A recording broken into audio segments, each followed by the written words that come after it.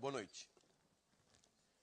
Bem, é muito comum a pergunta: é ético agir desta forma? Seria mais ético ter feito de outra maneira? Não é nada ético este procedimento? E estas perguntas partem de uma premissa. A premissa de que a ética é uma espécie de tabela. Uma tabela de comportamentos aceitáveis, louváveis, legítimos e, por exclusão, uma tabela de comportamentos inaceitáveis, intoleráveis e a evitar. Assim, um especialista em ética, ele seria e carregaria consigo uma imensa tabela. Porque para cada prática, para cada comportamento, ele teria que apresentar a resposta de qual a categoria, se ético ou se não ético. E assim, nós teríamos a ética em duas colunas, com uma resposta pronta para qualquer comportamento que passasse pela sua cabeça. Pois muito bem, felizmente, não é nada disso. Sendo assim, o professor de ética tem muito menos certezas do que uma tabela costuma proporcionar. Por isso é um pouco frustrante que a cada pergunta se é ou não é ético, o professor de ética tenha que se esquivar, denunciando a complexidade da pergunta e mostrando que para ela temos muito mais uma reflexão com infinitas variáveis do que propriamente uma resposta em certo ou errado.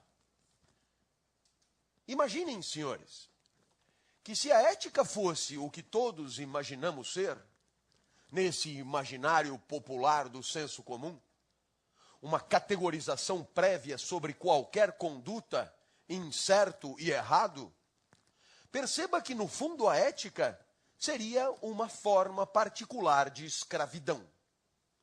Afinal de contas, essa resposta, certo ou errado, se imporia a cada um de nós, desmerecendo a nossa inteligência, nosso tirocínio e nossa capacidade de reflexão sobre o papel dessa conduta no contexto e na situação concreta que estamos vivendo. A ética seria uma forma particular de autoritarismo a que teríamos que nos submeter para agir eticamente e adequadamente ao que de nós se espera. Felizmente, não é nada disso. Pelo contrário, longe de pressupor o fim da nossa liberdade, a ética tem como condição fundamental a nossa própria liberdade. No final das contas, esta é a sua única condição.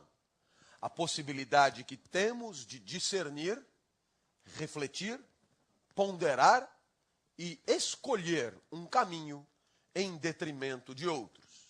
Assim, eu diria que o campo da ética é um campo limitado, fronteiriço, e essa fronteira é definida pelos espaços sociais em que estamos mais autorizados a pensar sobre a nossa convivência, refletir sobre o nosso comportamento e escolher com liberdade o que pretendemos para nós e para o nosso convívio. Quanto menos essa liberdade houver, menos a ética faz sentido. Afinal, para impor comportamentos, já temos tribunais, exércitos e polícia. E ninguém confundiria a ética com isso. Eu começaria com uma história que você encontra numa obra de leitura muito recomendada, que é A República de um tal Platão. Platão é certamente o mais influente pensador de toda a história da humanidade.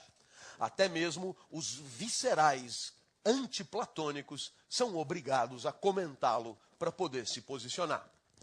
Ora, Platão escreveu a República, e a República, de certa forma, é o resultado da sua reflexão sobre como a cidade deveria funcionar, o que é a justiça dentro da cidade. E Platão, nesse livro, conta uma história de enorme apetite e relevância para os nossos tempos. A história é do anel de Giges. Giges é apresentado por Platão como um fulano boa gente. Alguém que cumpre seus deveres, aplaudido por todos, responsável, portanto, um bom cidadão, um bom pai de família. Alguém sobre quem não pesa nenhuma suspeita. Muito bem. Giges, no seu trabalho de pastor, encontra um anel no dedo de um gigante falecido. E esse anel permite a Giges constatar que de posse dele se tornava invisível. Olha, veja que na filosofia mais clássica você já tem alegorias típicas da nossa mais trivial ficção científica. Com o anel, você está invisível. E Giges, quando se deu conta que, usando o anel, se tornava invisível, Giges transformou-se. Passou a ter um comportamento que não tinha. Cometeu as piores atrocidades. De posse do anel da invisibilidade, Giges tornou-se cruel, mesquinho, ganancioso. Em suma, cheio de vícios que antes não manifestava ter. Muito bem? Qual é a moral da história? A moral da história é que Giges mudou de comportamento porque sentiu-se libertado do olhar castrador do outro. Invisível, Giges passou a se permitir comportamentos que antes não tinha, porque vigiado pelo olhar não dele próprio, mas de todos os seus concidadãos. Então, o que é que se pretende ensinar com isso? É que todo o fenômeno da moralidade tem a ver com o que você faz ou deixa de fazer, independentemente do olhar de quem quer que seja. E é claro, isso nos permite pensar tantas coisas sobre a nossa própria trajetória deliberativa, sobre a nossa própria trajetória moral. Afinal de contas, como estamos quase sempre vigiados pelo olhar do outro, é muito difícil para nós estabelecer essa fronteira, o que faríamos e não faríamos se houvesse ou não houvesse alguém fiscalizando. Mas desde que você era criança, você se lembra de exercícios do seu imaginário que eu, pelo menos, não esqueci. E eu me dizia, quando eu era criança, e, de certa maneira, continuo me dizendo até hoje, se eu fosse invisível, eu invadiria o toalete feminino. Isso com 5 anos, com 10 anos, com 45, com 47. Ah, se eu fosse invisível, o meu comportamento seria outro. Eu tenho alunas há 30 anos. Há 30 anos, minhas alunas de graduação têm mais ou menos a mesma idade. Elas vão se renovando e mantendo um frescor primaveril absolutamente sedutor. E há 30 anos eu nunca me aproximei delas. Mas é porque tem gente olhando, posso lhes garantir. Porque se não tivesse, tudo seria muito diferente. Então, qual é o ensinamento de Platão? Que glúteos femininos, no meu caso, não é uma questão moral, é medo. É medo. E medo nada tem a ver com a moral. No entanto, não sou tão ruim assim. E tem um monte de coisa que eu não faço de jeito nenhum. E quando eu disse que eu não faço de jeito nenhum, isso significa o quê? Isso significa que o olhar do outro é uma variável irrelevante na minha decisão. Se você deixar cair a tua carteira, eu devolvo. Se tiver alguém olhando, eu devolvo, e se não tiver ninguém olhando, eu devolvo da mesma forma. Por quê? Porque o ato de devolver a carteira nada tem a ver com algum prêmio ou castigo que a sociedade possa me impor. Vou devolver a carteira, como se diz, por princípio. Vou devolver a carteira porque a devolução da carteira é o resultado de um diálogo que eu mantenho comigo mesmo.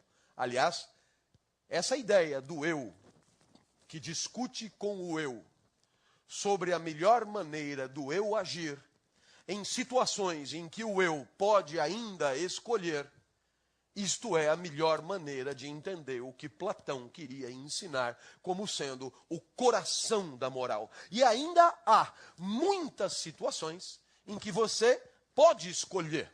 Você é convidado a escolher. Você é convidado a discernir qual o melhor comportamento. E, evidentemente, isso exige de você repertório moral, capacidade argumentativa consigo mesmo e identificação do melhor caminho através da valoração das possibilidades que passarem pela sua cabeça. Então você percebeu, diferentemente do que o senso comum insiste em afirmar, a moral nada tem a ver com a repressão. Pelo contrário, ela está confinada aos últimos espaços de liberdade deliberativa que ainda nos restam numa sociedade crescentemente repressora e, portanto, crescentemente desmoralizada. Os exemplos vão ao infinito. Muito rapidamente, algum deles. Você volta da balada, 5 horas da manhã, com fome, passa pela sua cabeça comer alguma coisa doce, você entra num supermercado, lugar de gente feliz, por isso as moscas, não tem ninguém no supermercado. Se fosse lugar de gente angustiada, estaria lotado, né? E você entra, se depara com um tijolo de goiabada e passa pela sua cabeça que aquele tijolo de goiabada cairia bem com o copo de requeijão light que você tem na sua casa. Muito bem. Você vai então levar a goiabada, mas a balada sempre surpreende você. Você gastou mais do que podia e não tem como levar o requeijão. Falta a você dinheiro para isso. Esse exemplo é típico para alunos de graduação em universidade pública, mas você fará as adaptações devidas. Pois muito bem, então nesse momento o que é que você pensa? Seria bom ter a goiabada assim mesmo. Olha de um lado, olha do outro, ninguém te fiscaliza, as condições da moral estão presentes. Ninguém te olha. Lugar de gente feliz é assim. Ninguém te olha. Não tem ninguém para te olhar. E aí passa pela sua cabeça subtrair a goiabada do patrimônio do supermercado sem uma contraprestação pecuniária, não é? Esse é um momento maiúsculo da tua vida, porque você percebe claramente que é você discutindo com você mesmo sobre o que você vai fazer. Até o momento que você se depara com um adesivo amarelo dizendo sorria, e porque você está sendo filmado, você não leva mais a goiabada, mas agora não é mais uma questão moral, agora é medo. O anel de Giges nos ensina. Era moral antes. Os exemplos vão ao infinito. Eu me lembro passeando por Genebra, em volta do lago de Genebra, uma banqueta de jornais, e jornais não gratuitos, jornais pagos. Eu imediatamente procurei pelo jornaleiro, né? E o que é que eu percebi às 2 horas da manhã é que não tinha jornaleiro. Portanto, pagar ou não pagar o jornal era uma questão moral. Quando não tem jornaleiro, tem a moral de pagar o jornal. É na moral, como se diz. E aí, é claro, o que me passou pela cabeça no primeiro momento foi pegar todos os jornais sem pagar por nenhum deles. Né, e jogá-los todos no lago, para que aprendam com que tipo de gente estão lidando. Afinal de contas, é uma lição de civilização que me humilhava, né? Eu acostumado à repressão 100% do tempo. Depois acabei pagando pelo jornal, a banca acabou me devendo, tem lá uma caixinha que você mesmo faz o troco, e você percebe que a questão moral é muito fácil de entender, e ela é muito contrária ao que se costuma imaginar. Eu poderia citar um terceiro exemplo. Há uma iniciativa crescente de colocar sensores de velocidade nas rodovias, nas autopistas e nas ruas das nossas das nossas cidades e interurbanas. E outro dia eu via uma declaração de um alto mandatário dizendo que os radares eram responsáveis pela moralização do trânsito. Eu não discuto a eficácia do radar, porque eu não entendo nada de engenharia de trânsito. Eu discuto o uso do conceito moralizar. Quem moraliza dá ao outro a oportunidade de discernir e escolher o seu caminho. Quem moraliza o trânsito dá ao motorista a chance de escolher com inteligência o comportamento que considera adequado. Portanto, o radar desmoraliza o trânsito na contramão do que o mandatário sugeriu. Eu até conheço uma cidade no Rio Grande do Sul, e essa cidade se chama Não Me Toque, de fundação holandesa. E nessa cidade só tem uma placa de trânsito. E na placa está escrito: a velocidade é controlada pela inteligência do motorista. Eu tenho a impressão que essa placa é mais explicativa do que é moral, do que muitas e muitas aulas de ética que você já tenha tido na tua vida acadêmica.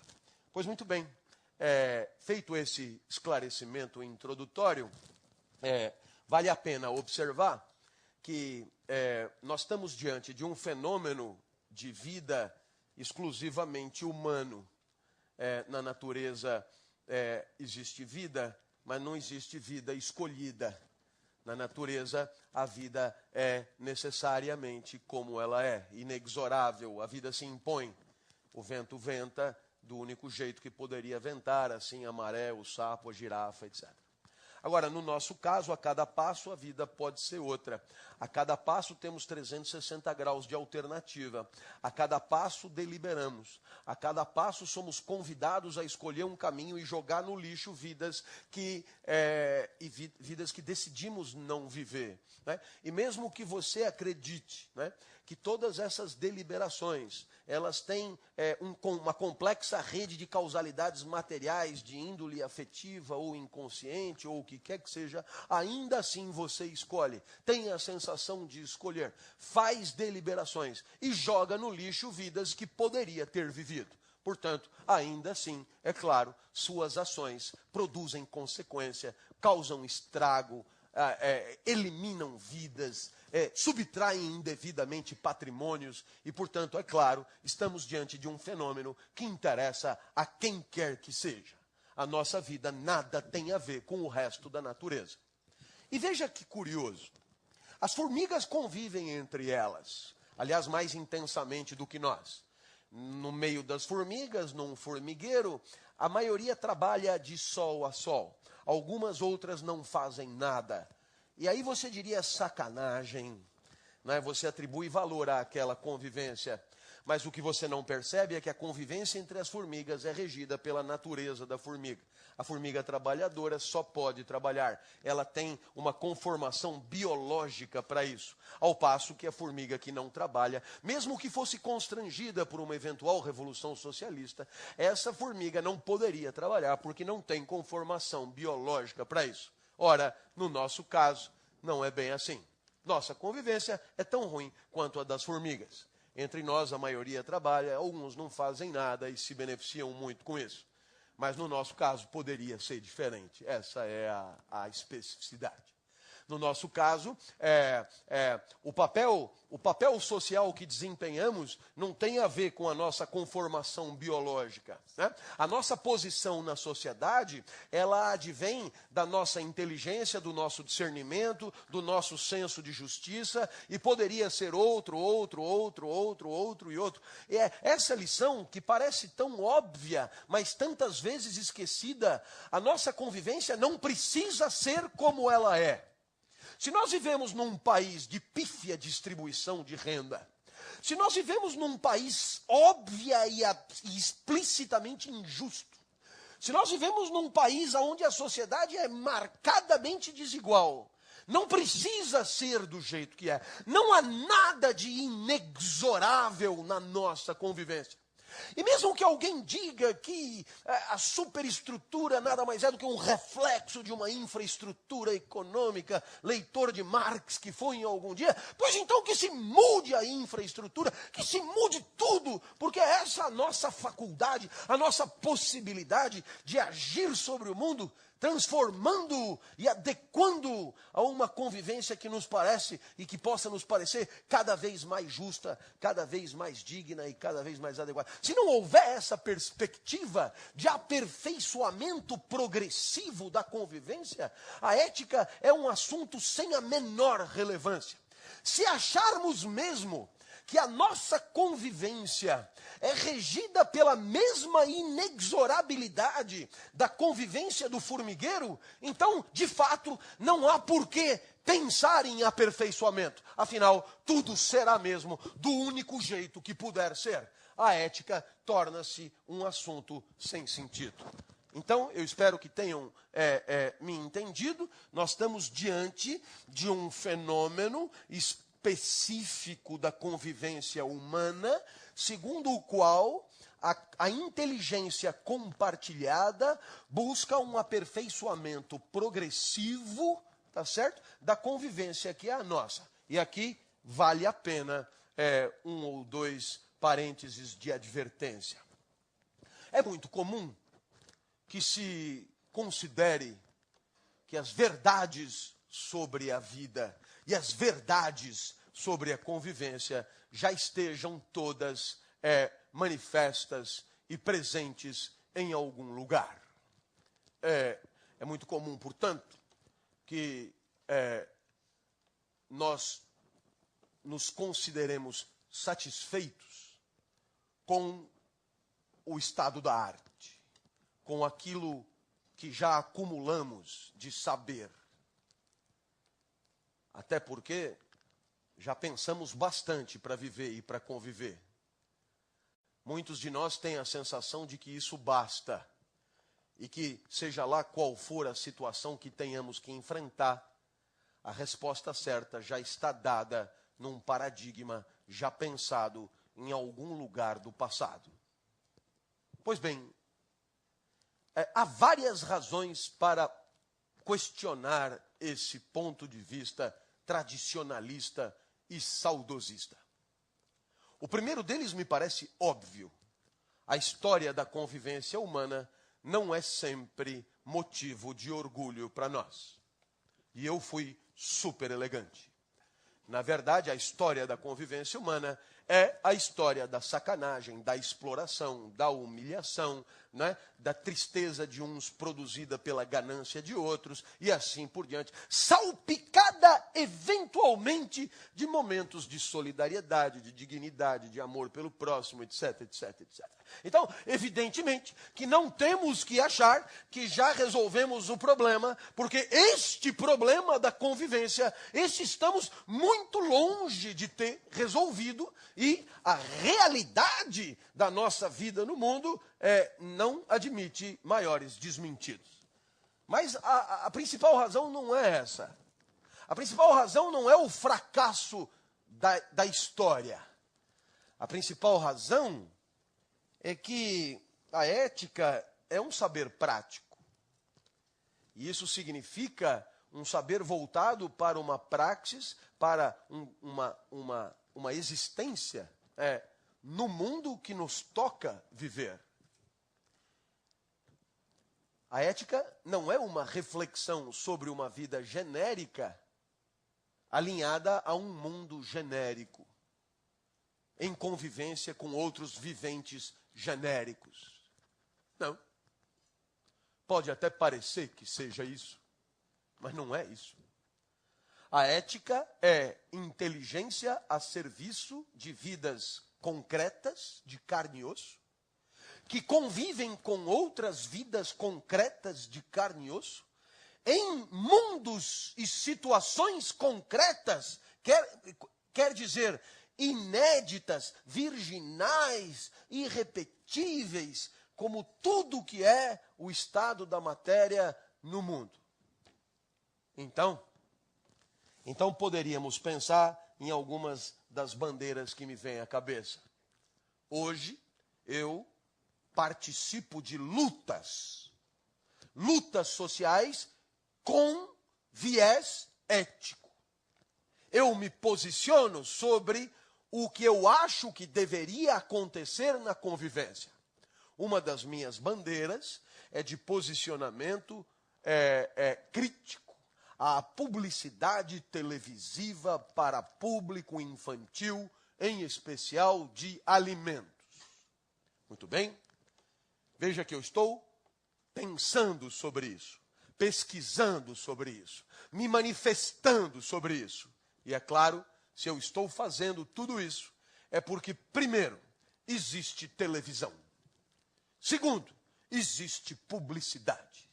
Terceiro, existe criança assistindo a publicidade. E quarto, existe publicidade de alimentos fazendo crianças obesas em série. Então, a realidade do mundo exige uma reflexão ética que, se fosse outra, não exigiria. Antes da televisão, ninguém debateria sobre esse assunto. Segunda bandeira. A presença infantil no Facebook.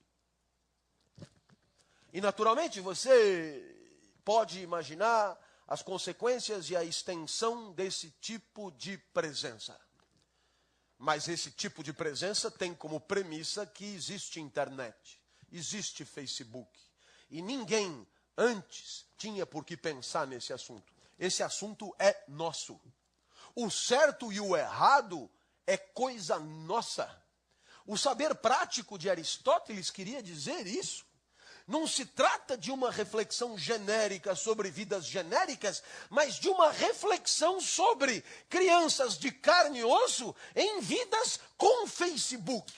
Específicas, concretas, essas mesmas de 2013, diante de nós. Problemas para os quais, obviamente, não temos ainda a resposta. E, portanto, só a nossa inteligência poderá produzir algum tipo de reflexão de valor sobre os aportes técnicos que surgem em avalanche às portas do mercado de consumo. Então, é claro, alguém antes deste programa me perguntava: professor, quais as consequências da cisão entre a ciência e a ética? A consequência aqui é gritante. As ciências teoréticas, as ciências que acabam se traduzindo nessa avalanche de aportes técnicos, ela avança numa velocidade completamente incompatível com a velocidade que avançam as reflexões sobre as técnicas que nos convêm.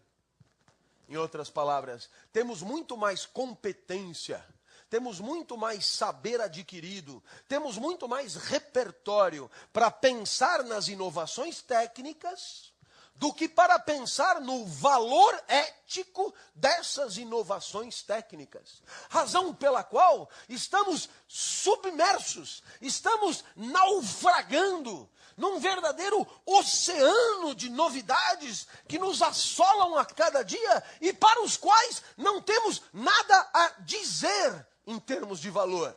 Será que isso nos convém? Será que isso não nos convém? Será que isso pode ser perigoso? Quais as consequências da radicalização do uso desse tipo de tecnologia? Então, essa reflexão caminha, mas caminha a passos de tartaruga, enquanto, é claro, os interesses econômicos proporcionam uma revolução por minuto em termos da tecnologia. E o que é mais fascinante é que não há interesse nenhum do mundo do capital em fomentar reflexão crítica sobre a pertinência ética do uso das inovações tecnológicas.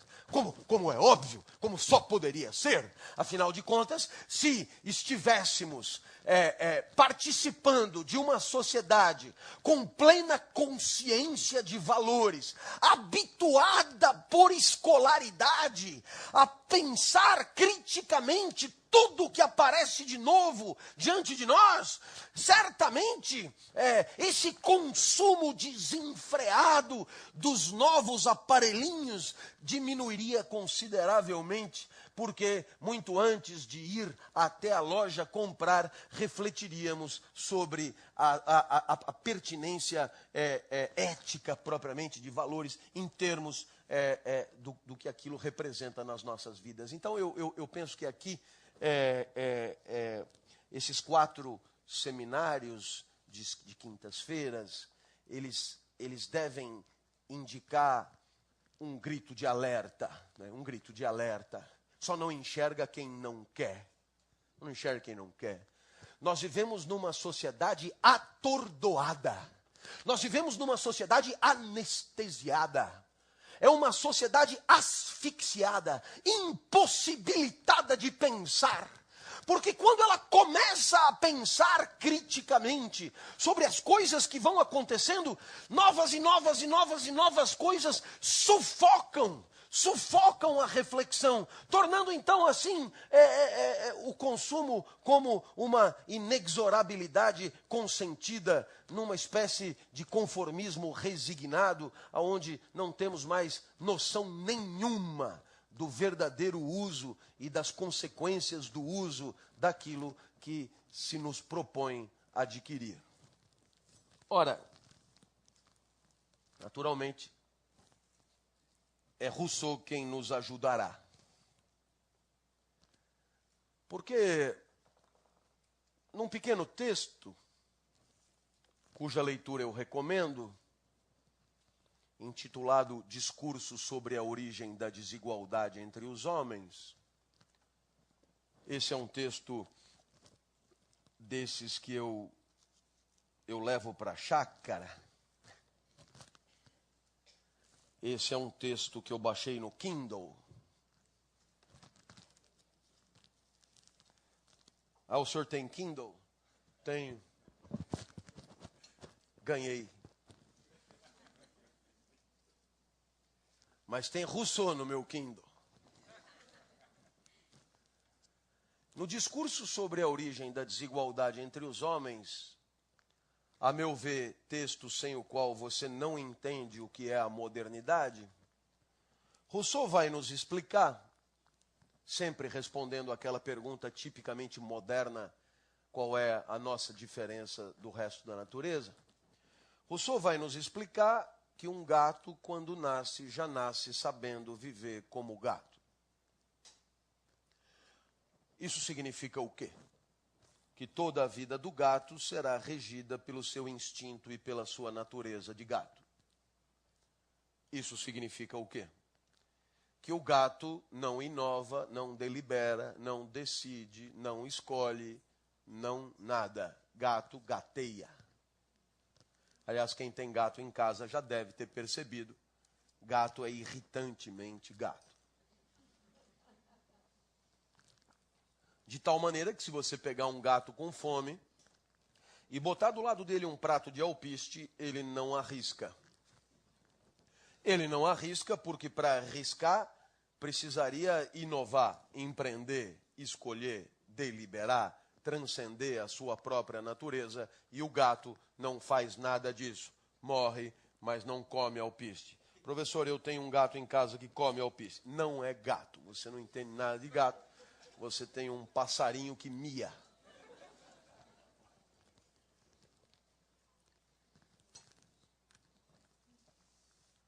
Rousseau também explica que um pombo também nasce pombo, nasce sabendo viver como pombo, também não inventa moda e não come filé. Então, o que é que você aprende com Rousseau? Que você não é nem gato, nem pombo. Professor, eu não sei se eu precisaria ler Rousseau para descobrir isso. Mas talvez fosse interessante para descobrir por que você não é nem gato, nem pombo. É porque, diferentemente do gato e do pombo, você, ao nascer, não nasce sabendo. Portanto, resta ao homem aprender a viver. Um homem abandonado à sua própria sorte, um homem restrito à sua natureza é um homem que não sobrevive 48 horas. Então, cabe ao homem transcender a sua natureza, ir além, transcender. O homem inventa, cria, improvisa, inova, empreende, faz acontecer, pensa em soluções nunca pensadas para situações nunca vividas antes. E é claro, ninguém vive assim. Ninguém vive assim. Então, se o homem tiver com fome, ele come o alpiste. Hoje ele chama de linhaça. Né? Ele come também filé assado, cozido na chapa. Se o calo apertar, ele come o gato, ele come o pombo. Mas o que Rousseau não disse é que ele come boneca inflável. Se você pegar um elefante e deixar o elefante sem cópula 1 mês, e depois comprar um elefante de plástico, vai no posto e enche e entrega para o elefante. Se o elefante pudesse falar, diria, mas você é mesmo imbecil, você acha que eu vou copular com esse treco de plástico? Você me toma por quê? Por um humano, porque você não precisa nem de 1 mês e você já resolve seu problema com alguma coisa semelhante. Eu espero que você tenha entendido, a boneca inflável é um exemplo que Rousseau não pôde dar por falta de conhecimento de causa, senão teria dado. Você sabe que se um gato nasceu gato e não gostou de ser gato, ele tem que se ver com essa realidade, ele nada pode fazer contra isso. Agora você, nossa, ninguém te prende aonde você está, nem no seu trabalho, nem na sua família, nem nas instituições que você frequenta, e até mesmo a sua natureza você troca se quiser. Hoje homens viram mulheres com facilidade, mulheres viram homens, gordos amarram as tripas. Você tem o silicone, que é outro exemplo clássico de Rousseau. Né? Você é um pouco desbundado, então você tem a mulher morango, a mulher pera, a mulher mamão, a mulher melancia, a mulher jaca, a mulher... E isso dá a ideia de que o céu é o limite. Na verdade, nem o céu é o limite. Outro dia assisti a um programa que eu não perco nunca, Luciana Gimenez, eu sempre peço para gravar, porque eu estou dando aula. E ela levou lá todas essas mulheres. E ela perguntou para uma delas, você está feliz com o seu bumbum? Ela disse, ainda não. Eu precisaria de mais meio litro em cada glúteo, mas eu não ponho, porque eu teria que pôr no peito, senão eu me desequilibro para trás. Assim. Mas ela disse isso com uma candura impressionante. E é exatamente isso que Rousseau está tentando explicar. Para você, não tem limite. Se você já é mulher jaca, o seu próximo passo é ser mulher Kombi. Você vai até explodir. Você é capaz de excessos que o teu discernimento permite, coisa que o resto da natureza não consegue ter. Agora, é claro, alguém sempre dirá, essa possibilidade de escolha, que é condição da nossa reflexão, né? Essa possibilidade de escolha, que é condição da nossa reflexão, você verá ao longo das próximas quintas-feiras. Já na próxima teremos aqui o professor Regis de Oliveira, titular de Direito Financeiro da USP, e o professor Júlio Pompeu, coordenador de Direito da Federal do Espírito Santo e presidente do Conselho de Ética do Estado do Espírito Santo. Muito bem? O que nós vamos ter como debate? A questão orçamentária, ela é linda. Por quê? Porque você tem uma certa quantidade de dinheiro e não está escrito em Júpiter como é que o Estado tem que gastar aquele dinheiro. Então, a forma de gastar o dinheiro pode ser 1, 2, 3, 4, 5, tanto quanto a mulher pode ser pera, Kombi, melancia, jaca. O princípio é o mesmo. O dinheiro pode ser empregado em infinitas situações distintas. Portanto, é preciso escolher. E, portanto, a questão orçamentária é, obviamente, uma questão ética. E ela será tanto melhor resolvida, quanto mais ela contar com a participação e o discernimento de gente lúcida para identificar os melhores lugares em que aquele dinheiro, sempre menor do que o total de recursos necessários para a satisfação plena, mas às vezes um dinheiro importante, deve ser empregado. Então é evidente que nós estamos diante de uma questão que é ao mesmo tempo econômica, orçamentária, social e política, mas é ética antes de tudo, certo? Nós vamos, no dia seguinte, na terceira quinta-feira, discutir questões de consumo, né, com a presença do professor Luiz Pérez, da Universidade Autônoma de Barcelona. E aí é claro que aí fica ainda mais óbvio que o consumidor pode sim comprar ou não comprar isso ou aquilo, discernir, né, conjecturar sobre o alcance das consequências do seu gesto dentro de toda a escala da produção econômica e da sua própria satisfação. E finalmente, na quarta e última quinta-feira, eu volto para bater um papo com o presidente do Hospital Sírio-Libanês, Paulo Chap-Chap, sobre ética, saúde e negócio. Ética, saúde e lucro. Já a coragem de um presidente do Hospital Sírio-Libanês vir aqui debater sobre ética, lucro e saúde. É imperdível, porque é uma questão ética por excelência, né? É uma questão que está aí para ser discutida. Então perceba que a ética não pode ser a resposta certa e pronta sobre os nossos problemas, mas é uma disposição para problematizar as questões candentes da nossa vida. O professor Regis, ele é titular de Direito Financeiro da USP, mas ele não sabe como é que o orçamento deve ser gasto, porque isso não é produto da inteligência de um só, é uma questão ética, evidentemente, e é objeto da nossa inteligência, soberania decisória e escolha. Agora, claro, quando você é definido desta forma por Rousseau, você poderia defender a tua superioridade em relação ao resto da natureza. Defesa legítima, outros já fizeram. As frases que o homem usa para se definir não mentem. Lá os antigos diziam que o homem está a meio caminho entre os animais e Deus. Um pouco mais para frente, o homem foi considerado como filho de Deus. Um pouco mais para frente, feito à imagem e semelhança de Deus. Essas frases não dão margem à dúvida. O homem sempre se achou, sempre se apresentou como aí, numa zona intermediária entre a reles natureza inexorável e Deus, criador soberano de tudo. Bem bacana.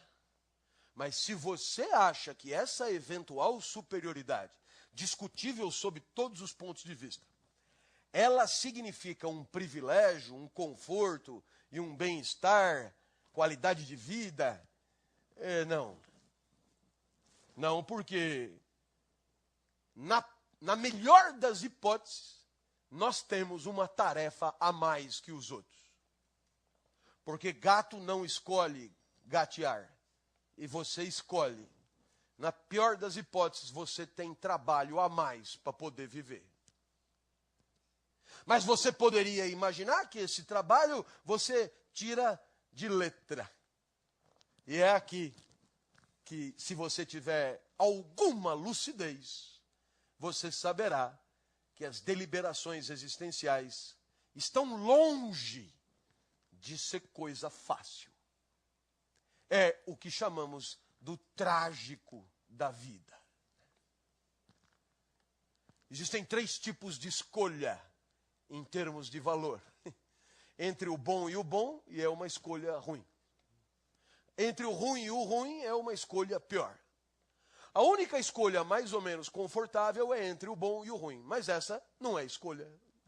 Essa nos aproxima do gato. Essa é óbvia. As que não são óbvias e, portanto, mais específicas de nós, são as trágicas. E aí, como fazer? Escolher significa identificar a alternativa de maior valor. Essa definição você encontra em dicionário tipo Aurélio. Escolher é identificar a alternativa de maior valor. Portanto, não há escolha sem atribuição prévia de valor às alternativas objeto da sua escolha. Não tem como escolher. E, naturalmente, a pergunta que qualquer um deve estar fazendo aqui é: se eu tenho que escolher comportamentos, se eu tenho que escolher caminhos, se eu tenho que escolher trajetórias, se eu tenho que escolher protocolos, procedimentos, candidatos, se eu tenho que escolher amigos, cônjuges, se eu tenho que escolher o tempo inteiro, como é que eu faço para atribuir valor? Podíamos dar um exemplo simples. O professor precisa atribuir valor para aprovar o aluno ou não. E para isso ele usa um estratagema. Ele aplica uma prova. E aí ele transforma a prova do aluno numa nota 8. 8 é o valor do aluno. E é gozado que o aluno não se interessa em saber qual foi o princípio alquimista que converteu a prova dele no número 8. Pois a resposta o professor daria. Eu comparei a sua prova com a minha. Eu comparei a sua prova com a prova de referência, a prova nota 10, a prova das respostas certas. Então, com essa comparação, eu concluí que tem 80% de coincidência, a sua nota é 8. Aí o professor aplica o mesmo gabarito para todos os alunos da sala e identifica a melhor prova. Você então se anima. Já sei, professor. Já sei o que fazer. Vamos pegar o gabarito da vida. Né? A gente pega a vida nota 10. E na hora que a gente tiver dúvida, a gente compara as possibilidades de vida com a vida nota 10. A mais parecida é a boa. E não erraremos mais. Então, é bem bacana. Eu gostei do teu entusiasmo juvenil. E por que entusiasmo juvenil? Porque você já poderia ter percebido que, diferentemente da prova do professor, a vida não tem um único gabarito. Então, como é que você vai comparar? Imagine se a mesma prova tivesse 300 respostas certas. Como é que eu vou dar nota para o aluno? É mais ou menos o que acontece com a vida. A vida tem muitas respostas certas, muitas referências plausíveis. E o que é pior, contraditórias entre si. Excludentes entre si. É o que Edgar Morin chama de complexidade e que dá título a essa nossa intervenção. Valores complexos. Significa o quê? Que diferentemente de uma prova que tem uma única resposta certa, a vida e a convivência têm muitas respostas certas, tornando a comparação trágica. Trágica. No exército, o primeiro valor é a disciplina. Está no gabarito. O gabarito está no banner. Disciplina. Na hora da dúvida, a melhor vida é a mais disciplinada. A corneta toca às 5 da manhã, você pode até pensar em dormir mais um pouco, mas a resposta está no banner. O banner simplificou a vida. E você levanta. Mas tem que ser assim? Eu tenho uma casa em Serra Negra. Em Serra Negra tem um asilo que eu ajudo. No asilo tem um banner, fui eu que fiz. E no banner tem uma referência para a vida, é o repouso.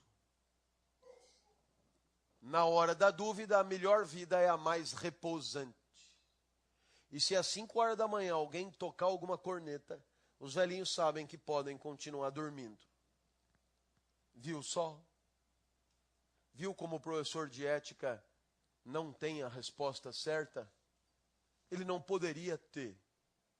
Aliás, todos que chegarem com a resposta certa no bolso do paletó, costumam cobrar caro para revelar. Porque todo engano e ilusão vale mais do que a trágica constatação da complexidade. Todo simplificador é aplaudido, porque resolve um problema, pelo menos até você ter se dado conta de que foi enganado. É o princípio do guru. Na dúvida, eu tenho a resposta certa. 10 lições para ser feliz. 7 hábitos do homem eficaz. 50 modos de enriquecer. Quem pensa enriquece. Esse título de todos é o pior. Nunca vi tamanha cretinice. Quem pensa enriquece. É rigorosamente o contrário, acreditem. É só ir lá na USP perguntar para os que estão pensando o que eles acham do salário que recebem.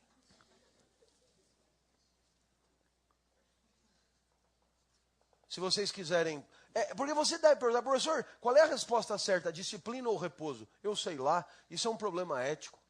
Se tivesse a resposta certa, não haveria liberdade deliberativa. Você quer que eu continue? Isso não significa que não tenhamos que resolver. A gente precisa continuar vivendo e, portanto, precisa decidir entre disciplina e repouso. Mas não acredite que haja uma verdade anterior ao debate. E o que o debate dirá? No exército é melhor a disciplina, no asilo é melhor o repouso. Pronto, é um bom argumento. Mas houve debate, houve discussão. Não há uma resposta prévia, uma verdade que se impõe anterior à nossa inteligência. O tesouro da vida boa, o tesouro da convivência justa não está em Netuno, nem num profeta qualquer, nem em Atlântida, mas está na inteligência compartilhada, na capacidade de argumentação conjunta e na identificação dos melhores argumentos com vistas à sempre provisória edificação de uma convivência aperfeiçoada. Segundo exemplo de complexidade, a confiança. Minha mãe sempre me ensinou a confiar nos mais velhos, e quem confia faz o quê? Tomás de Aquino, Suma Teológica, quem confia tem certeza sobre coisas que não pode demonstrar, nem verificar. Está lá, é só ler. Definição que atravessa os séculos, definição magnífica, de uma clareza irritante, como tudo que é genial. Eu vou repetir para você degustar. Quem confia tem certeza sobre coisas que não pode nem demonstrar, nem verificar. Simples assim. Provavelmente ele devia estar falando de Deus. De fato, se você confia, tem certeza que ele existe, é sem demonstração ou verificação possível. Muito bem. Mas é claro que na hora de conviver precisamos confiar em outras coisas além de Deus. O pessoal da CPFL Cultura me convidou para vir aqui. Faz tempo já. E eu disse, eu estarei lá. Claro, quando eu disse eu estarei lá, obviamente eu não estava aqui ainda. Então só te restava confiar. Eu do meu lado saí agora à tarde de São Paulo. Não sabia se estavam aqui, porque não estavam aqui ainda.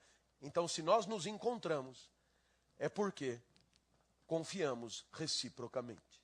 Sem confiança recíproca, não dá para marcar encontro. Sem confiança recíproca, não há empresa coletiva, não há aliança, não há planejamento, não há projeto, não há antecipação de resultados, não há nada sem confiança recíproca. Você põe o seu dinheiro no banco, e qual é o princípio do investimento bancário? Você pode ver na hora que você quer? Não pode. Por que não pode? Porque o banco não tem para mostrar. Se todos os clientes resolverem verificar o dinheiro ao mesmo tempo, o banco quebra. Quanto menos você quiser verificar, mais você ganha. Portanto, o banco remunera a sua confiança. Sem confiança, o banco quebra. Plano de saúde, você paga, porque você tem certeza que quando ficar doente, você vai ser tratado. Se você não tiver essa certeza, o plano de saúde quebra. Companhia aérea, você entra no avião. Se você não tiver alguma certeza de que o avião vai chegar do outro lado, você não sobe no avião e a companhia aérea quebra. Portanto, tudo quebra se não houver confiança. A confiança está por toda a parte. Só que temos que admitir que a confiança absoluta é suicidária. Se você confiar absolutamente, você não chega até amanhã. Pegue uma via expressa aqui de Campinas, sente-se na faixa de pedestre com as costas viradas para o fluxo de carro. E você verá que você vai ver Deus mais cedo. Algum vai abreviar a sua existência. A desconfiança é fundamental, porque não somos todos confiáveis. Porque não somos todos confiáveis o tempo inteiro. Porque tem pai que joga filho pela janela. Tem namorado que dá a namorada para ser deglutido pelos cães. Tem gente de todo tipo. Confiar absolutamente é candidatar-se a deixar de existir. Quantos chifres você teria evitado? Eu notei que ninguém riu. Sempre é possível aprender o valor da desconfiança algum dia, né? Quanto parceiro traíra, quanto colega roedor de corda, quanto mentiroso, não é? Quanto currículo escrito em inglês fluente, não é? Então, é claro que é preciso desconfiar. E aí você aprende que confiança é valor e desconfiança também é valor. Com qual eu fico? Eu já disse que esse problema é seu. Eu pensei que o senhor viesse aqui dar a resposta certa. Pensou errado. É outro profissional o que tem a verdade. Aqui problematizamos a vida. A ética é muito mais a problematização do que a resposta certa. Poderíamos dizer a ética é o processo coletivo de uso da inteligência em busca da resposta certa.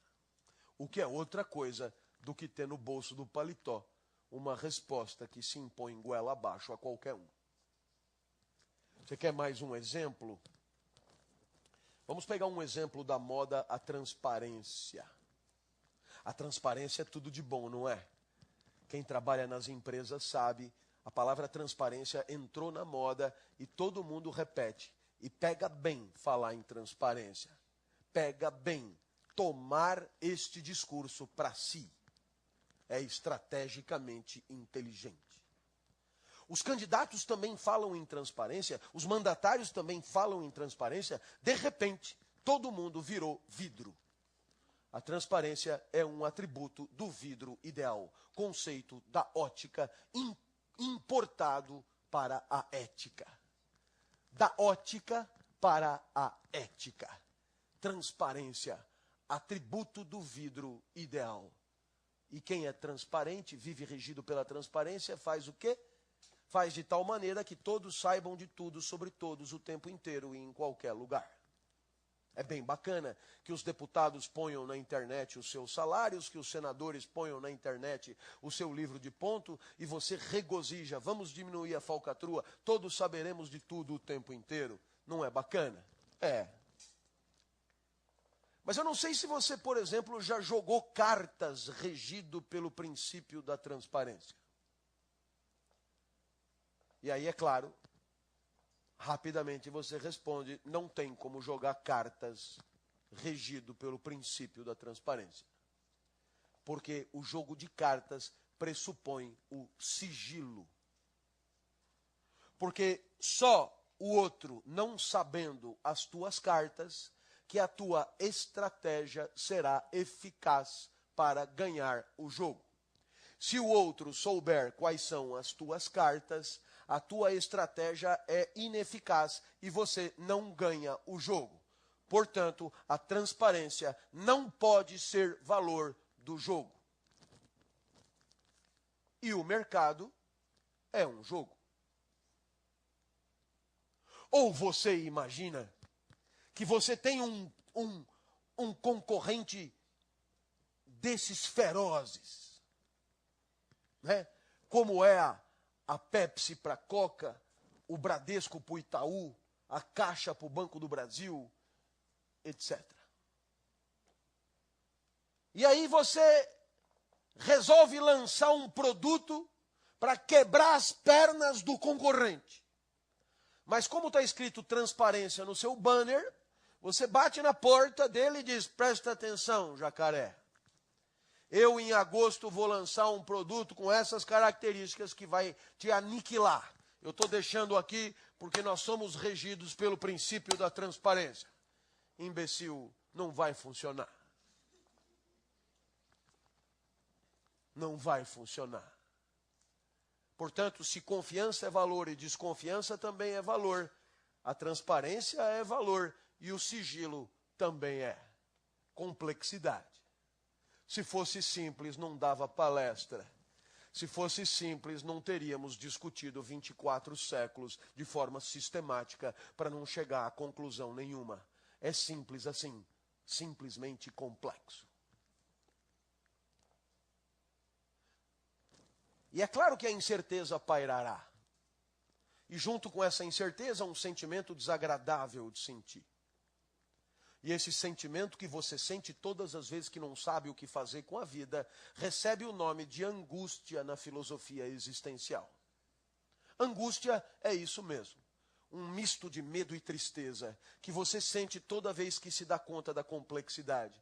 Toda vez que percebe que é livre, que a vida depende das tuas escolhas e você não tem muita certeza do melhor caminho. A angústia te acompanhará. Às vezes alguém me diz em palestras corporativas: professor, não é motivacional a palestra? E eu digo, é desmotivacional. Se quiser, compra, mas eu já estou avisando. A angústia te acompanhará. Se você quiser, a gente canta no final. A gente pode se abraçar também, é bem bacana. Mas a angústia te acompanhará. Porque, é claro, só não acompanha o gato. E o gato olha para você sorrindo, porque você disse que era superior a ele, e ele ri da sua cara, zomba da tua angústia, gato gateia e depois dorme. Enquanto você vai para cá, vai para lá, sem certeza, sem saber o que fazer, angustiado, submerso pela complexidade crescente das variáveis existenciais, sem saber direito para onde ir, com cada vez mais alternativas e possibilidades. Nossa, a técnica e a avalanche dos meios só piora a sua situação. Você poderá dizer, o senhor é pessimista. Não. Há algum tempo eu li num editorial de um importante jornal um comentário assim: a técnica avançará tanto que as reflexões do tipo valor e ética se tornarão desnecessárias, porque a ética já terá resolvido todas as nossas necessidades. É interessante como eu penso exatamente o contrário. Vamos imaginar que você vive em condições francamente simples. Condições materiais de profunda simplicidade. Pobreza material. Imagine uma situação mesmo radical. Não radical a ponto de você morrer, mas quase. E o que é que você percebe? Você percebe que nessa vida que é a tua, a vida de Fabiano, de vidas secas, as alternativas são poucas. As escolhas são minguadas. Nem sequer passa pela tua cabeça uma infinidade de conjecturas, porque você não tem nem repertório de alternativas. Você vive quase do único jeito que poderia viver. Você é quase um gato. Agora mude o cenário. E você vive num meio urbano nova-iorquino, aonde você tem técnica para quase tudo. E cada nova técnica abre novas e novas possibilidades de existência. E nesses 360 graus que são sempre os teus, haverá infinitos subcaminhos a percorrer ou não.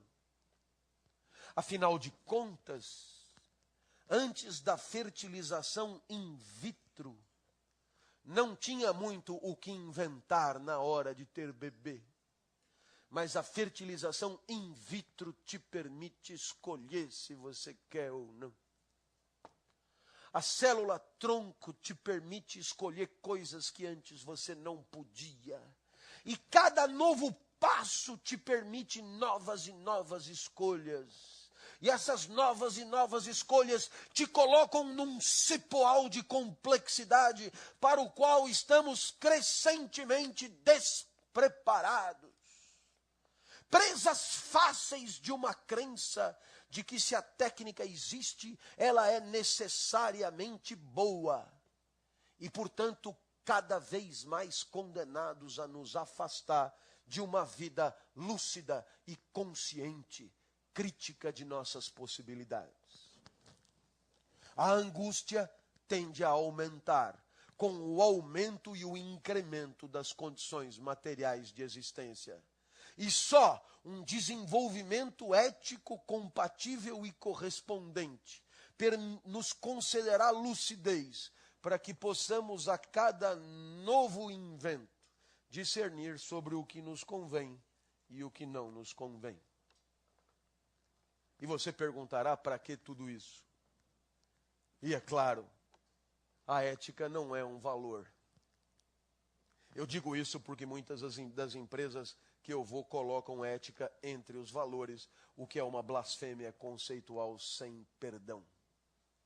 A ética é a ciência que estuda tudo, inclusive os valores. A ética é toda e qualquer reflexão compartilhada sobre a melhor forma de conviver, e os valores são parte dela. A ética não é um valor entre outros.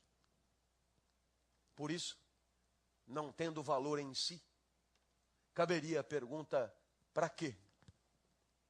Chamou a atenção dos senhores? Ganhou prestígio nos últimos anos a expressão foco no resultado. Imagine os senhores que muitas vezes entramos numa empresa e você tem lá vários valores, tipo honestidade, criatividade, qualidade, inovação e depois foco no resultado. Ora, meus amigos, acompanhem uma reflexão singela que qualquer criança faria.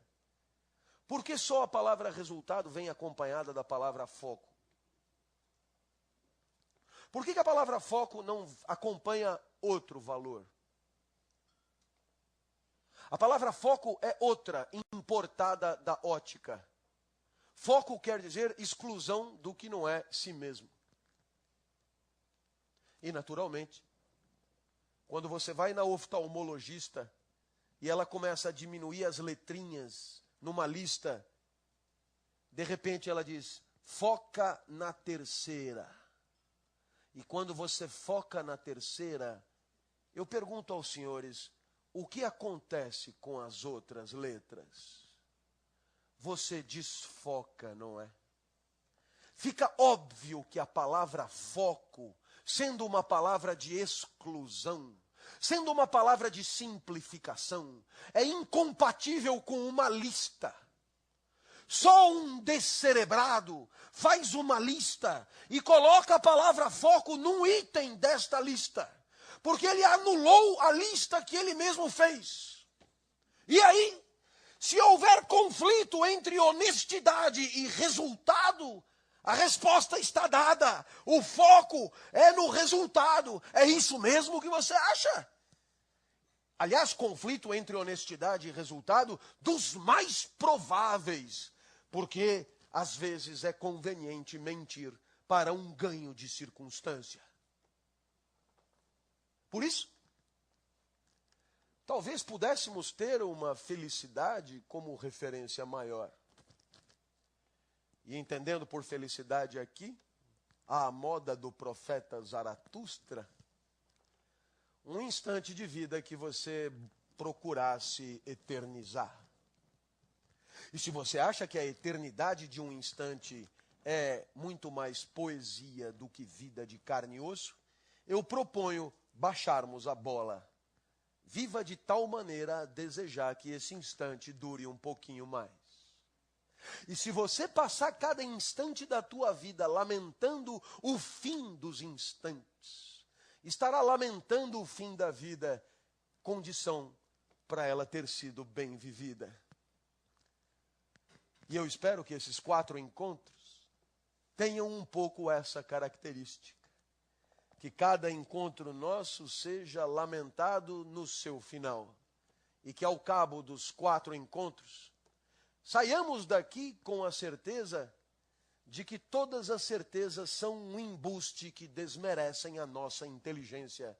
E a ética é um convite a que todos nós estamos instados para participar dessa grande movimentação de inteligência coletiva, para identificarmos juntos boas respostas para problemas que ainda estão por vir. Muito obrigado pela sua atenção.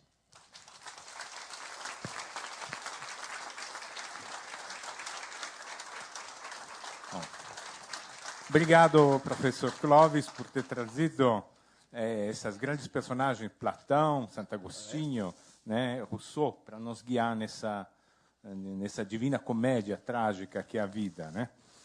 E agora eu acredito que ficou mais claro para todos nós a diferença entre ética da praxis e a complexidade, né? Depois dessa introdução brilhante do professor Clóvis. Então, passamos agora para o debate, para a plateia.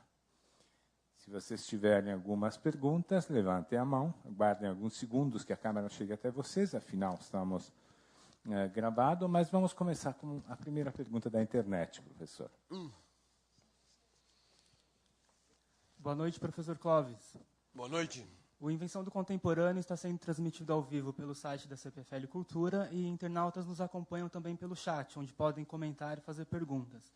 Como, por exemplo, a Nena, que quer saber qual seria um caminho possível para o pensamento crítico e para a retomada da ética na sociedade atual. Ô, Nena. É porque é a Nena, né? Perguntas da internet me deixam desesperados. Eu prefiro acreditar que tem a Nena atrás da internet.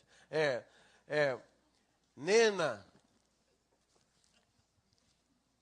para que possamos ter uma sociedade diferente, temos que ter uma socialização diferente. E poderíamos começar pela escola, Nena. Recentemente, a escola da minha filha tem 10 anos, a mais jovem.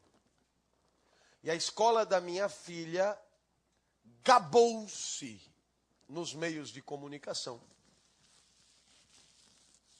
de ter instalado em cada sala de aula uma câmara de fiscalização, permitindo assim aos pais, pela internet, vigiar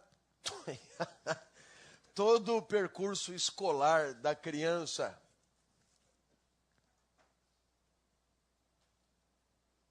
Provavelmente alguns pais se deixaram seduzir por mais esse recurso da inteligência dos pedagogos.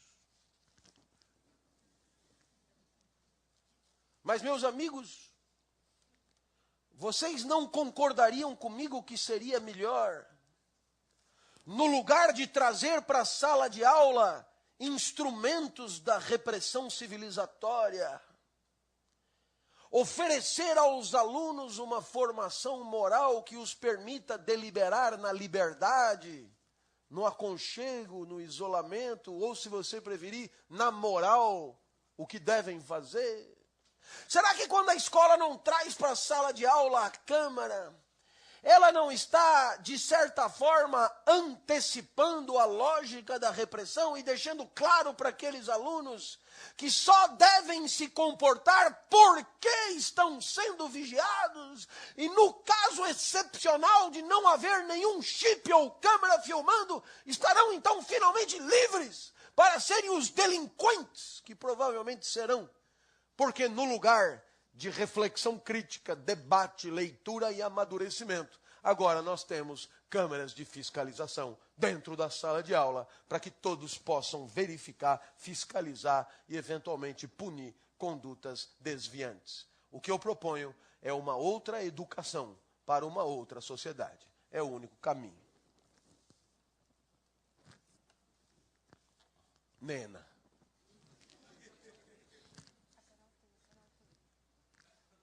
Aqui.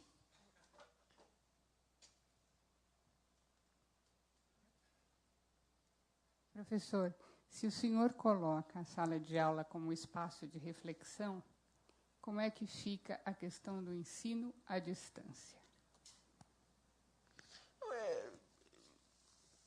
Pois é, eu não sei, você sabe, eu não sou especialista nisso. O que eu teria para te responder é que muita gente tem dito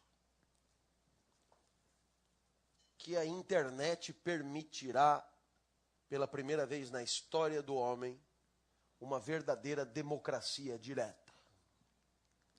A emergência de um espaço público de discussão, aonde todos podem ter acesso, para apresentar seus argumentos no sentido de um debate plural, etc, etc, etc.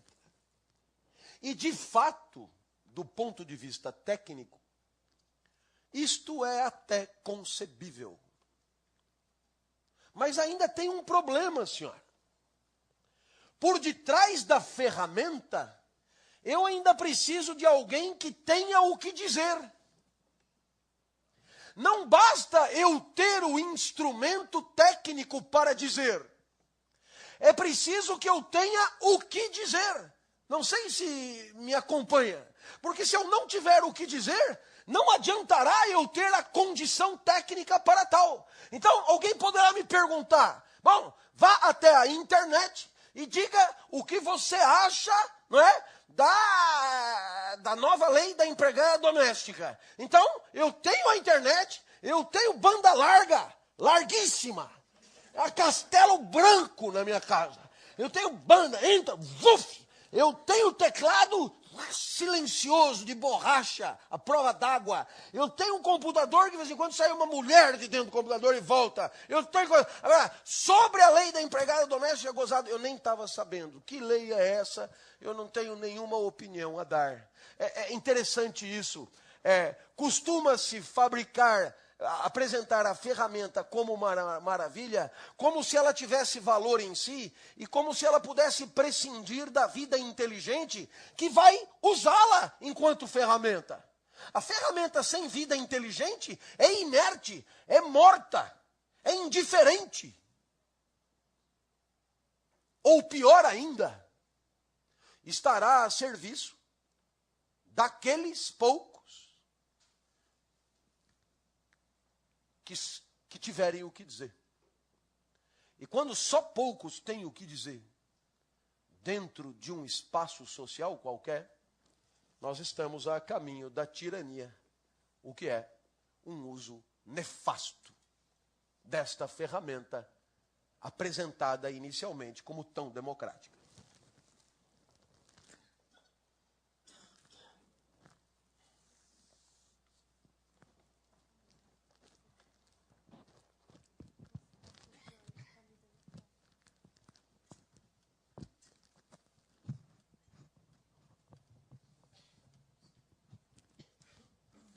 Boa noite, professor. Boa noite.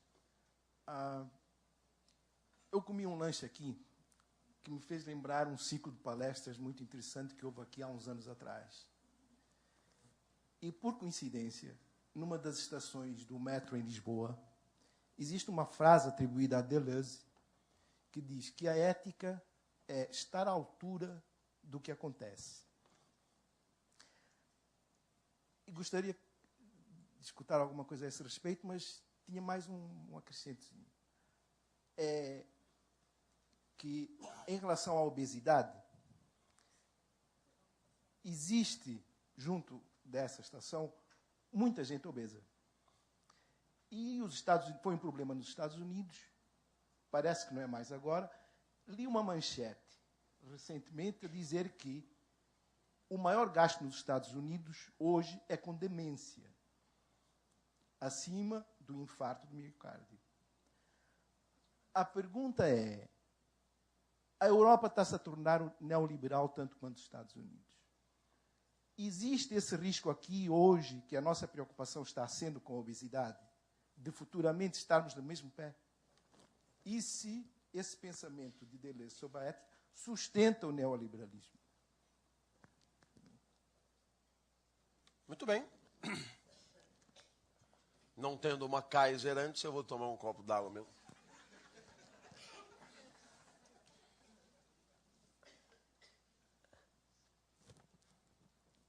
Estar à altura do mundo em que você está é uma frase que se alinha espetacularmente com o que eu tentei dizer aqui.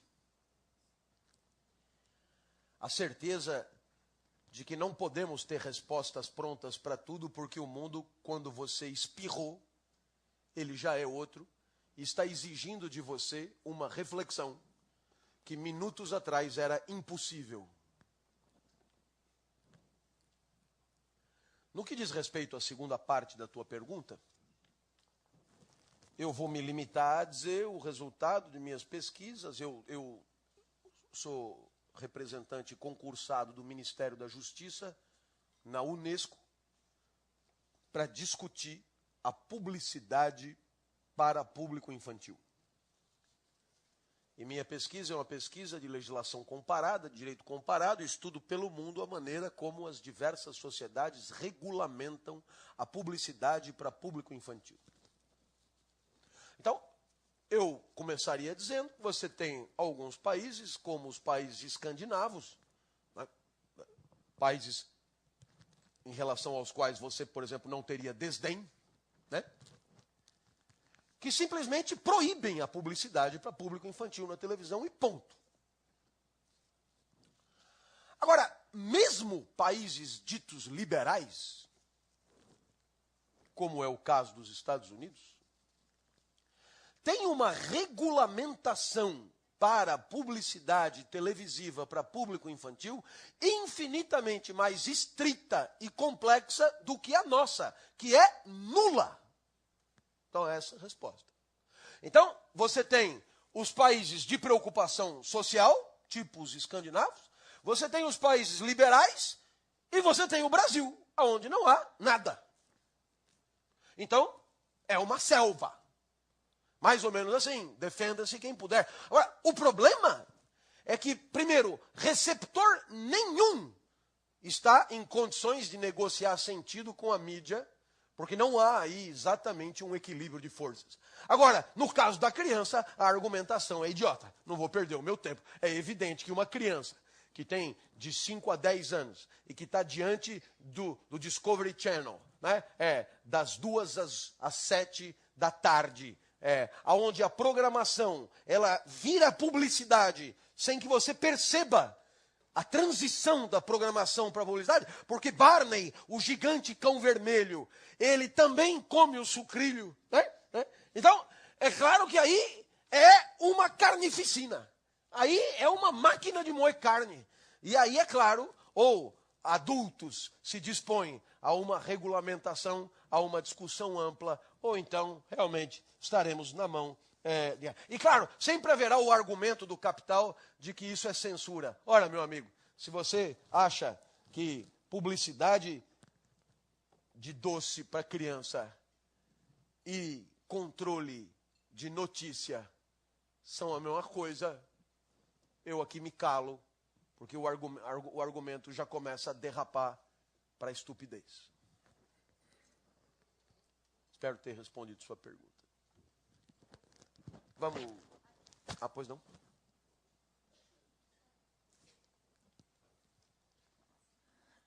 Boa noite, professor. Em algum momento da sua fala, o senhor disse que não é o profissional que tem as respostas.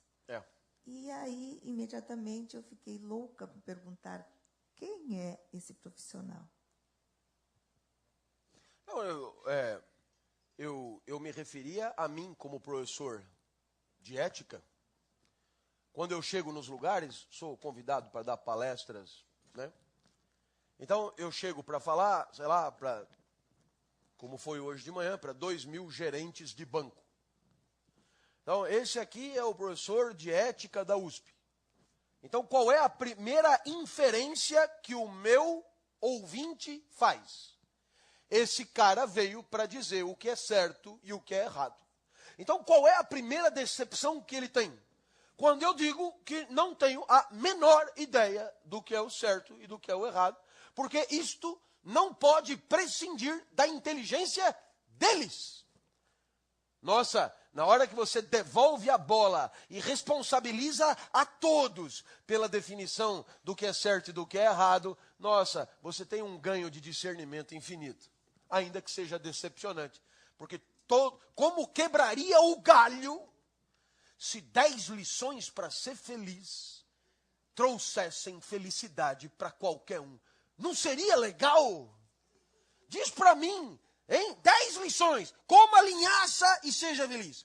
Corra na praia e seja feliz. Se você não mora numa cidade com praia, enfim, corra na beira do rio, num lago, num tanque, Bom, depois, use jeans US top e seja feliz. Lembra disso? Né? Depois, absorvente, não sei o quê. Depois, leia a revista Olhe, né? E seja feliz. Depois, faça isso. Aí o que você faz? Você vai no supermercado e diz, olha, me dá linhaça, areia de praia, revista Olhe, quiabo, tal, para o trânsito e tal. Você põe as chaves da felicidade e começa aqui, ali, sai, yoga. Vai, yoga. Ponha o dedão do pé direito na orelha esquerda e o dedão do pé esquerdo na orelha direita. Todas as dores desaparecerão, você não sentirá mais nada. É possível que seja verdade. Né? Se você conseguir fazer isso, você realmente não sente mais nada. Né? Então, e aí, imagina se desse certo, velho. Imagina se desse certo. Já teríamos erradicado a tristeza do mundo. Já teríamos erradicado a canalice do mundo.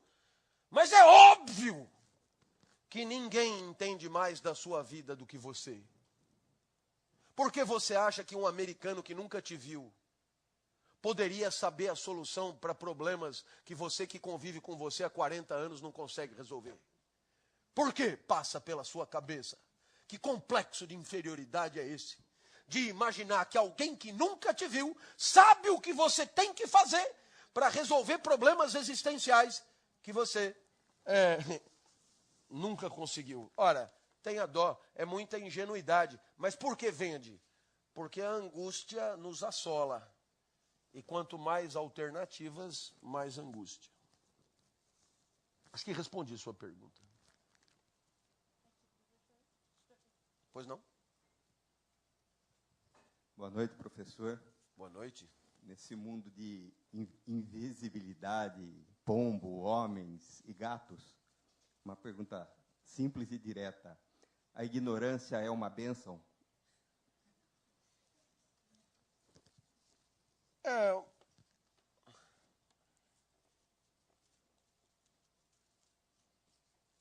O problema da tua pergunta é a palavra bênção.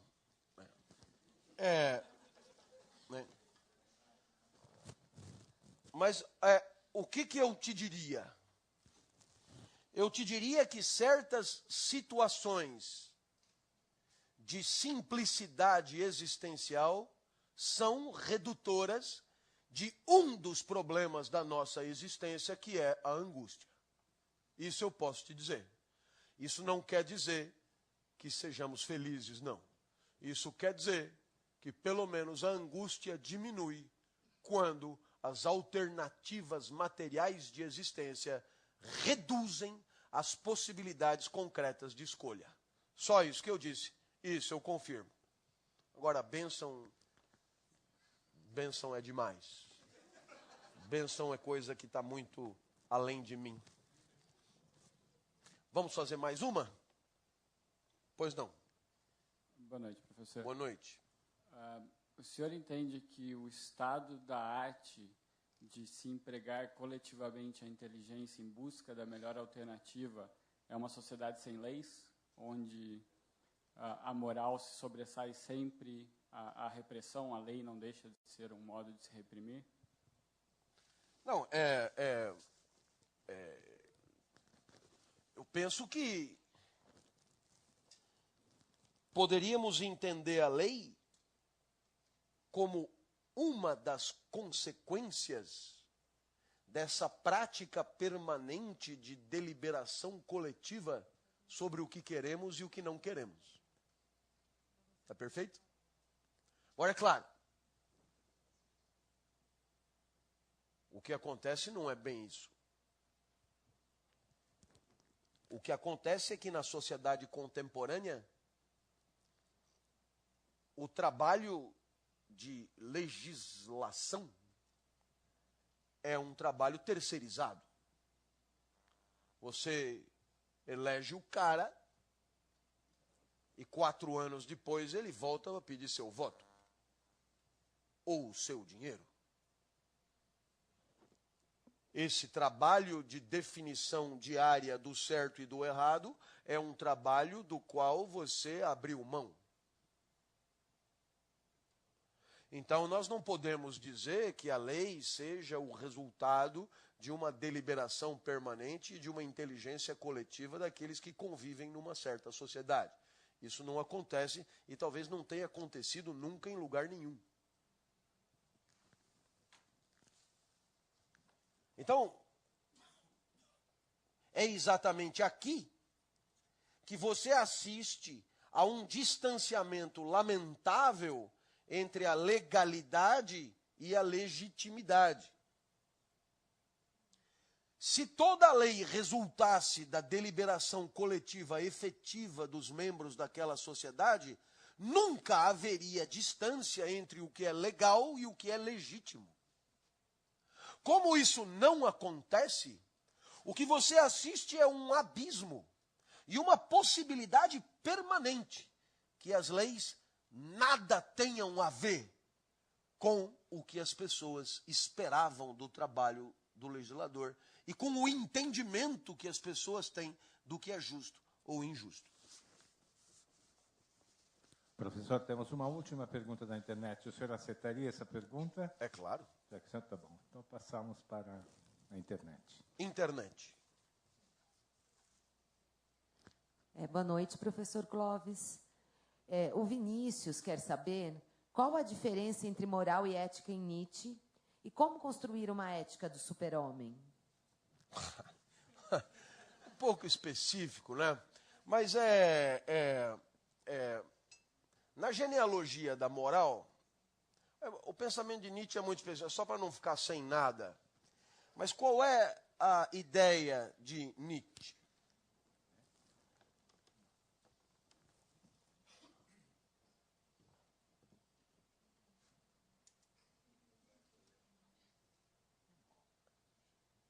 Tudo o que é pensado para Nietzsche, tudo o que é dito, toda a consciência, todas as ideias, não se explicam por elas mesmas, mas encontram a sua raiz, encontram a sua verdadeira causa numa espécie de infraestrutura que são as nossas forças vitais. A consciência seria como uma garrafa vazia num oceano de afetos em maremoto. É claro que temos a impressão, talvez, que haja um eu pensante à moda de Descartes, que pensa com soberania à revelia do que sente. Mas a ideia vitalista de Nietzsche é que tudo que passa pela nossa cabeça não é nada além de um epifenômeno, de uma amostra bastarda pequena e pífia das nossas forças vitais, infinitamente maiores e mais importantes. Dito isso, a ideia de Nietzsche sobre moral é: a quem poderia interessar propor regras? Àquele que vive coroando a sua existência com a plenitude e o pleno desabrochar dos seus talentos e das suas forças vitais? Aquele que Nietzsche chama de forte. Aquele que não precisa de muletas metafísicas, que abriu mão da negação do mundo da vida por ideais, mundos transcendentes, etc. Aquele que vive na plenitude da sua potência, esse pensaria em propor regras? Certamente não. A genealogia da moral quer dizer: a verdadeira causa da moral está na fraqueza. A moral é uma manifestação reativa. Já que eu não consigo arregaçar, já que eu não consigo desabrochar em plenitude a natureza dos meus talentos e das minhas habilidades, eu vou pelo menos impedir que o outro faça e vou impor regras. Eu, pelo menos, me considero vítima de uma. Quase sempre, quando eu dou aula na universidade, entra uma secretária, portanto, burocrata, exemplo máximo de uma vida reativa. Professor, os outros professores estão reclamando que o senhor grita muito. Ora, a quem poderia passar pela cabeça estabelecer uma regra sobre o número de decibéis que o professor pode usar para falar? O professor que está curtindo, desfrutando e pondo em cima da mesa toda a exuberância do seu convencimento? Ou aquele mala que não tem o que dizer, que liga o PowerPoint e que com 10 minutos já acabou todo o seu repertório e que precisa encher o saco dos outros para encontrar alguma razão para existir? Eis a genealogia da moral. Eu acho que recomendo o internauta que a leitura do livro Genealogia da Moral é muito recomendável para comentadores de Nietzsche, sempre o Jacóia e a Scarlett, e mais especificamente na questão da linguagem que ele mencionou, o livro da Viviane Mosé, Nietzsche, a grande política da linguagem, uma literatura super recomendada. Algum dia um curso de Nietzsche também poderá ser bem-vindo. Era o que eu pude fazer só para não deixar você na mão. Não é o quadro da nossa proposta aqui, até porque não somos nietzschianos. Muito obrigado pela sua atenção.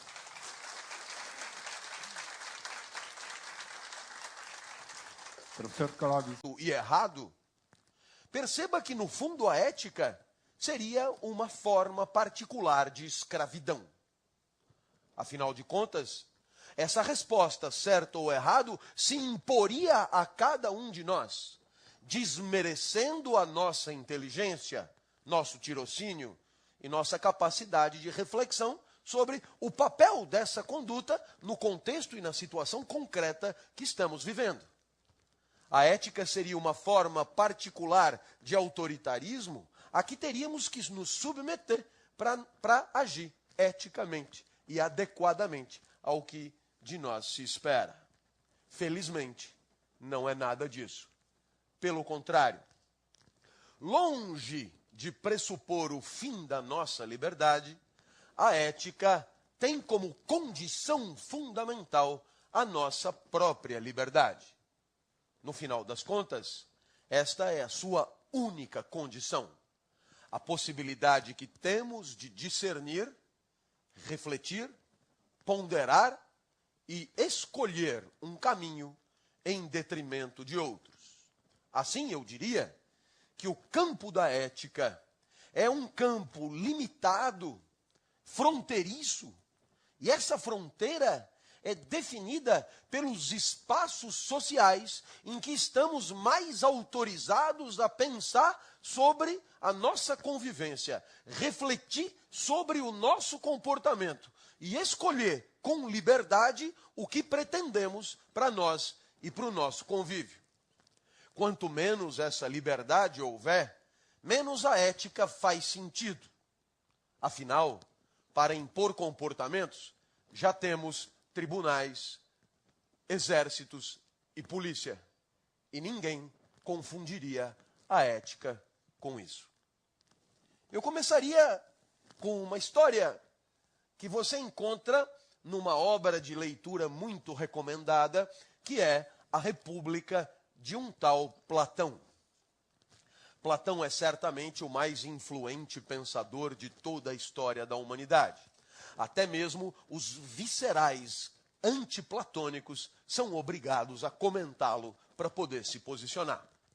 Ora, Platão escreveu a República, e a República, de certa forma, é o resultado da sua reflexão sobre como a cidade deveria funcionar. O que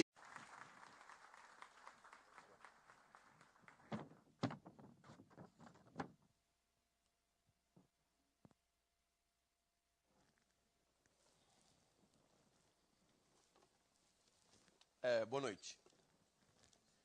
Bem, é muito comum a pergunta: é ético agir desta forma Seria mais ético ter feito de outra maneira? Não é nada ético este procedimento? E estas perguntas partem de uma premissa. A premissa de que a ética é uma espécie de tabela. Uma tabela de comportamentos aceitáveis, louváveis, legítimos, e, por exclusão, uma tabela de comportamentos inaceitáveis, intoleráveis e a evitar.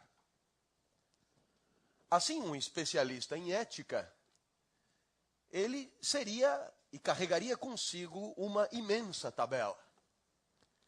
Porque para cada prática, para cada comportamento, ele teria que apresentar a resposta de qual a categoria, se ético ou se não ético.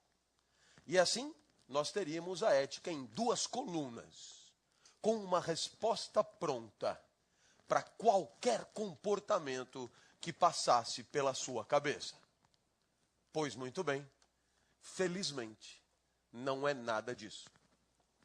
Sendo assim, o professor de ética tem muito menos certezas do que uma tabela costuma proporcionar. Por isso é um pouco frustrante que a cada pergunta se é ou não é ético, o professor de ética tenha que se esquivar, denunciando a complexidade da pergunta e mostrando que para ela temos muito mais uma reflexão com infinitas variáveis do que propriamente uma resposta em certo ou errado. Imaginem, senhores, que se a ética fosse o que todos imaginamos ser, nesse imaginário popular do senso comum, uma categorização prévia sobre qualquer conduta incerteira do eu agir, em situações em que o eu pode ainda escolher, isto é a melhor maneira de entender o que Platão queria ensinar como sendo o coração da moral. E ainda há muitas situações em que você pode escolher. Você é convidado a escolher. Você é convidado a discernir qual o melhor comportamento. E, evidentemente, isso exige de você repertório moral, capacidade argumentativa consigo mesmo, e identificação do melhor caminho através da valoração das possibilidades que passarem pela sua cabeça. Então você percebeu, diferentemente do que o senso comum insiste em afirmar, a moral nada tem a ver com a repressão. Pelo contrário, ela está confinada aos últimos espaços de liberdade deliberativa que ainda nos restam numa sociedade crescentemente repressora e, portanto, crescentemente desmoralizada. Os exemplos vão ao infinito. Muito rapidamente, algum deles. Você volta da balada, 5 horas da manhã, com fome, passa pela sua cabeça comer alguma coisa doce, você entra num supermercado, lugar de gente feliz, por isso as moscas, não tem ninguém no supermercado. Se fosse lugar de gente angustiada, estaria lotado, né? E você entra, se depara com um tijolo de goiabada e passa pela sua cabeça que aquele tijolo de goiabada cairia bem com o copo de requeijão light que você tem na sua casa. Muito bem. Você vai então levar a goiabada, mas a balada sempre surpreende você. Você gastou mais do que podia e não tem como levar o requeijão. Falta a você dinheiro para isso. Esse exemplo é típico para alunos de graduação em universidade pública, mas você fará as adaptações devidas. Pois muito bem, então nesse momento o que é que você pensa? Seria bom ter a goiabada assim mesmo? Olha de um lado, olha do outro, ninguém te fiscaliza, as condições da moral estão presentes. Ninguém te olha. Lugar de gente feliz é assim. Ninguém te olha. Não tem ninguém para te olhar. E aí passa pela sua cabeça subtrair a goiabada do patrimônio do supermercado sem uma contraprestação pecuniária, não é? Esse é um momento maiúsculo da tua vida, porque você percebe claramente que é você discutindo com você mesmo sobre o que você, independentemente do olhar de quem quer que seja. E é claro Isso nos permite pensar tantas coisas sobre a nossa própria trajetória deliberativa, sobre a nossa própria trajetória moral. Afinal de contas, como estamos quase sempre vigiados pelo olhar do outro, é muito difícil para nós estabelecer essa fronteira, o que faríamos e não faríamos se houvesse ou não houvesse alguém fiscalizando. Mas desde que você era criança, você se lembra de exercícios do seu imaginário que eu, pelo menos, não esqueci. E eu me dizia quando eu era criança, e de certa maneira continuo me dizendo até hoje: se eu fosse invisível, eu invadiria o toalete feminino. Isso com 5 anos, com 10 anos, com 45, com 47.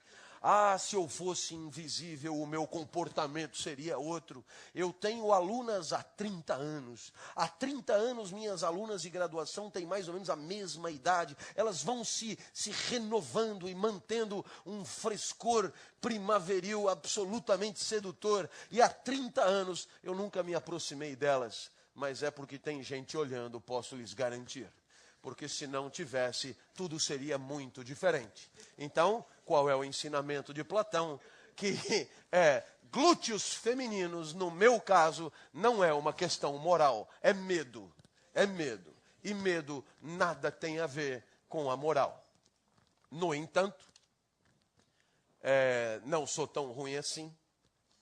E tem um monte de coisa que eu não faço de jeito nenhum. E quando eu disse que eu não faço de jeito nenhum, isso significa o quê? Isso significa que o olhar do outro é uma variável irrelevante na minha decisão. Se você deixar cair a tua carteira, eu devolvo. Se tiver alguém olhando, eu devolvo. E se não tiver ninguém olhando, eu devolvo da mesma forma. Por quê? Porque o ato de devolver a carteira nada tem a ver com algum prêmio ou castigo que a sociedade possa me impor. Vou devolver a carteira, como se diz, por princípio. Vou devolver a carteira porque a devolução da carteira é o resultado de um diálogo que eu mantenho comigo mesmo. Aliás, essa ideia do eu, que discute com o eu sobre a melhor maneira, é a justiça dentro da cidade. E Platão, nesse livro, conta uma história de enorme apetite e relevância para os nossos tempos. A história é do anel de Giges. Giges é apresentado por Platão como um fulano boa gente. Alguém que cumpre seus deveres, aplaudido por todos, responsável, portanto, um bom cidadão, um bom pai de família. Alguém sobre quem não pesa nenhuma suspeita. Muito bem. Giges, no seu trabalho de pastor, encontra um anel no dedo de um gigante falecido. E esse anel permite a Giges constatar que de posse dele se tornava invisível. Olha, veja que na filosofia mais clássica você já tem alegorias típicas da nossa mais trivial ficção científica. Com o anel, você está invisível. E Giges, quando se deu conta que, usando o anel, se tornava invisível, Giges transformou-se. Passou a ter um comportamento que não tinha. Cometeu as piores atrocidades. De posse do anel da invisibilidade, Giges tornou-se cruel, mesquinho, ganancioso. Em suma, cheio de vícios que antes não manifestava ter. Muito bem? Qual é a moral da história? A moral da história é que Giges mudou de comportamento porque sentiu-se libertado do olhar castrador do outro.